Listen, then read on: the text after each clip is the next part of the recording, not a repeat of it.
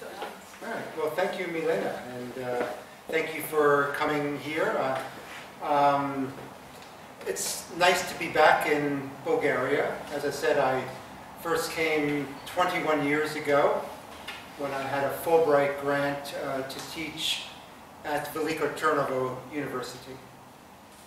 And I try to come back quite often, so I'd like to thank the U.S. Embassy and Anna Todorcheva for arranging this visit. Also like to thank the Ivan Vazov Library for being our host. I've read Pod Igoto, though not in the original Bulgarian, but I read a translation, so I am familiar with Ivan Vazov. He also, wasn't he on one of the old Leva notes at one time? Yeah. I think so. I forget which one. So,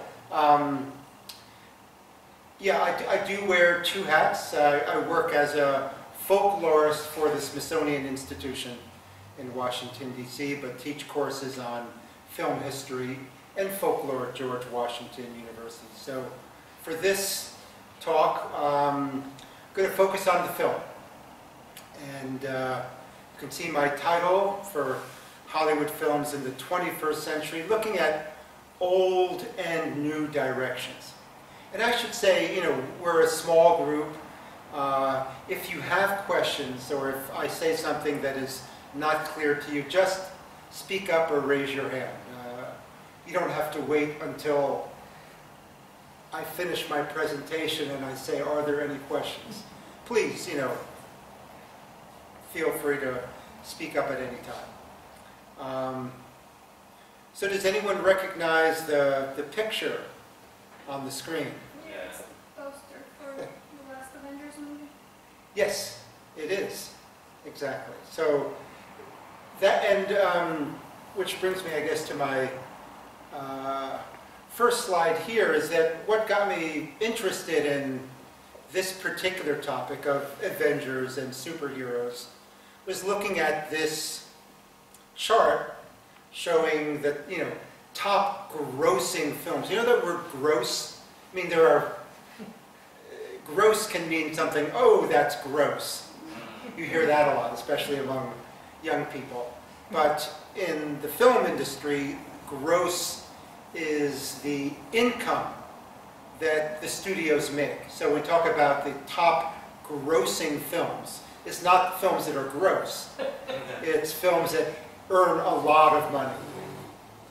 And you know, just I was looking at this, and yeah, you can read it back there. But all right, so you know, look at number one, Avengers: Endgame, which is the newest film that's part of what they call the Marvel Cinematic Universe, and I'll talk about that shortly. But and then the second column is the distribution company. BV is Buena Vista, which is Walt Disney's distribution arm. You've got Sony, Uni is Universal, LG is Lionsgate, Universal. So those are the studios that release, and then the third column is the gross. You know, what the money that it earns just at the box office, just for ticket sales. It's not counting video sales or streaming sales or merchandise. There's a lot of other money involved rather than just ticket sales. Third column is the number of theaters, and I think the first column, then the next column shows its opening. But you know, look at these numbers, and also look, you know, that in the top five, you've got Avengers, you've got Captain Marvel, you've got Spider-Man. They're all part of this Marvel Cinematic Universe. Also, you know, this could be another lecture, but you know, look at the other films, with one exception. Everything is either kind of a sequel, you know, like Toy Story 4. There was a Toy Story, there was a Toy Story 2, Toy Story 3, and 4. John Wick, Chapter 3. It's the third film with Keanu Reeves as John Wick. Then you've got Fast and Furious, that's part of a series. I forget how many Fast and Furious films there are, something like 6 or 7. You know, with Vin Diesel. Yes, about stealing cars. And then How to Train Your Dragon, that's also a sequel, part 2. So what's the one film that is not either a remake or... Us, exactly. Jordan Peele's follow-up to, what was his first film? About this, African-American who goes to a country home and realizes that he's in trouble.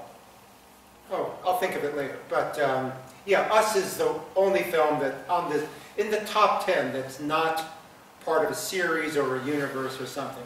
And that tells us something. And, even if we look at top grossing films worldwide, it's essentially the same.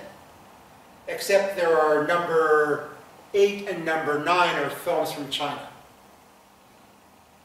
which actually follow some of these same themes, but otherwise it's, we still have Avengers, Spider-Man, and Captain Marvel, 3 out of the top 4. So these films are also very popular worldwide. And then look at, the box office gross.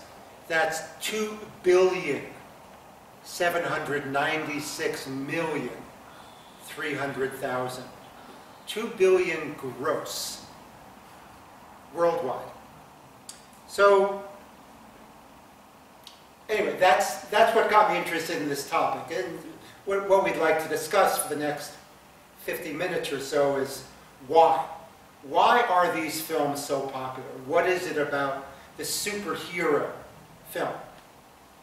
Which leads me kind of to have a short digression about, why study movies at all? Why, other than that they're entertainment, but why do I, former Fulbright scholar, Ph.D. in American Studies, why am I interested in movies? And so I'd like to... so this is a scene from It Happened One Night. It swept the Academy Awards in 1934. That's Clark Gable on the left, major star of the 30s, and Claudette Colbert on the right. Anyone seen this film, It Happened One Night? I've seen it. Oh, okay. So it leads us to one theory about film, which is sometimes called the impact theory. That is, the relationship of movies to audiences is that films have a direct impact on the way we behave and the way we think. It's one theory. And this film is often used as an example. When Clark Gable took off his shirt, he was not wearing an undershirt. And the story is that men, upon seeing Clark Gable, top box office star, not wearing an undershirt, the story is that the men's undershirt industry took an immediate nosedive. And undershirts remained unpopular for another 17 years until Marlon Brando, in A Streetcar Named Desire, wore a undershirt throughout the entire film, restoring the popularity of men's t-shirts. Nobody has ever examined the actual sales records of these undershirts, but this is the belief that movies have this kind of direct impact on our behavior. I'm not so sure, but there are many examples, especially in terms of fashion. In the late 70s, Jennifer Beals in the movie Flashdance wore all these torn sweatshirts. And then you would see people wearing torn sweatshirts. But if there is this type of impact, I think it's very small. For me, a greater understanding of movies and culture is what I call the symbolic or reflective theory, which is that movies symbolize or reflect our values. And the examples I often use are the American Western film. This being one of my all-time favorites. John Ford's film, The Searchers, starring John Wayne.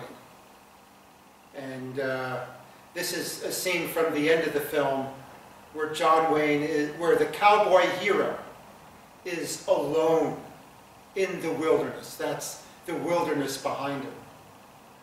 And then the dark in the front is somebody's house. The cowboy cannot, well, he can, but he doesn't enter the house because that's civilized space. The cowboy must remain outside in the wilderness and be independent and self-reliant, which I think are very important values in American culture. Independence and self-reliance.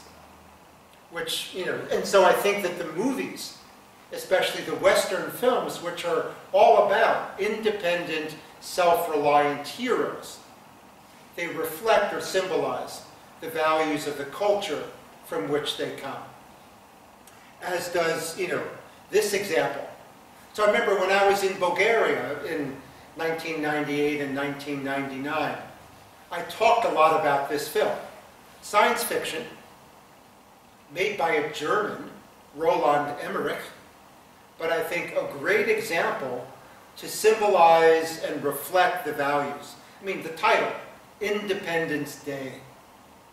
And it also reflects the idea that when, you know the story of the film, aliens attack, right?